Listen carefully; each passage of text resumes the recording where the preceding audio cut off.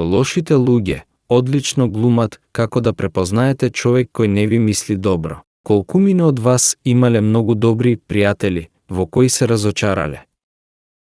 Одговорот е речиси сите, без исклучок, имаме такви искуства.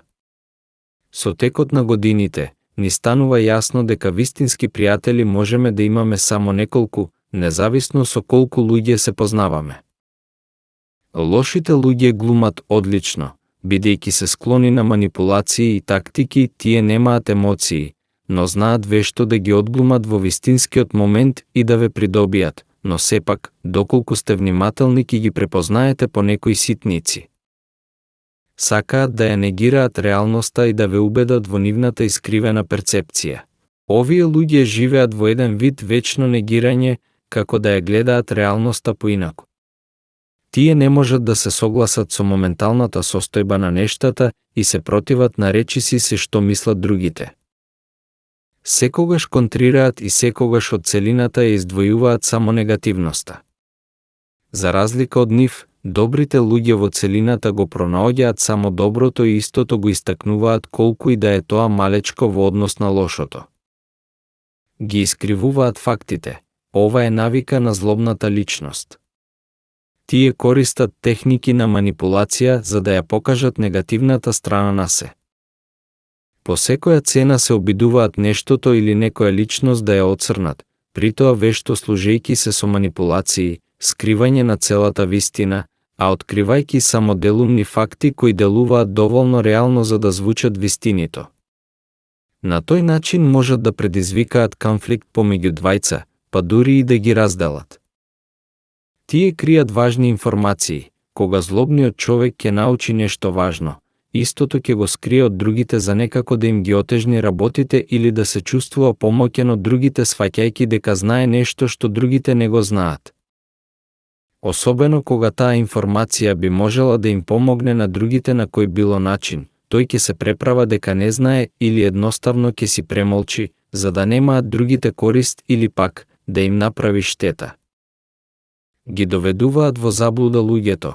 Лошата личност ги искривува фактите со тоа што ги тера луѓето да веруваат во погрешни информации.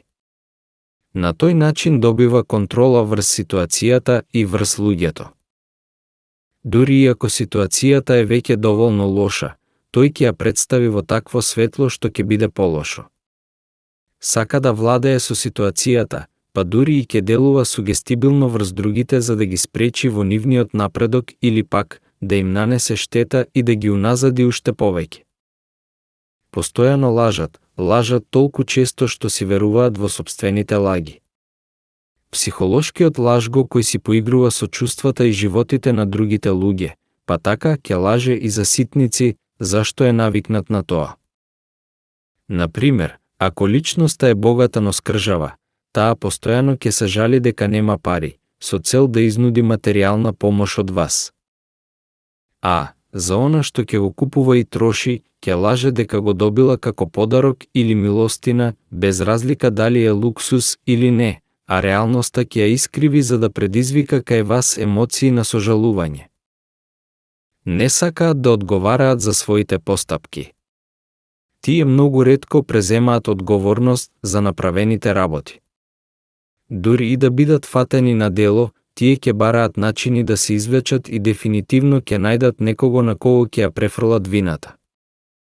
Тие никогаш не се виновни и секој пат некој друг им е виновен за се. Свесни за оваа нивна особина, честопати оваа карактеристика ја префрлаат на лицето врз кое направиле штета, најчесто нивниот партнер. Па така, пред другите луѓе сакаат себе си да се представат како светци, а партнерот свој како манипулатор. Манипулираат со другите. Лошата личност маестрално манипулира. За нив луѓето воопшто не се важни, тие ги користат за своји цели, добивајќи корист и нанесувајќи им штета на другите. За нив нема правила, си ќе сторат само за да ја остварат целта, буквално се.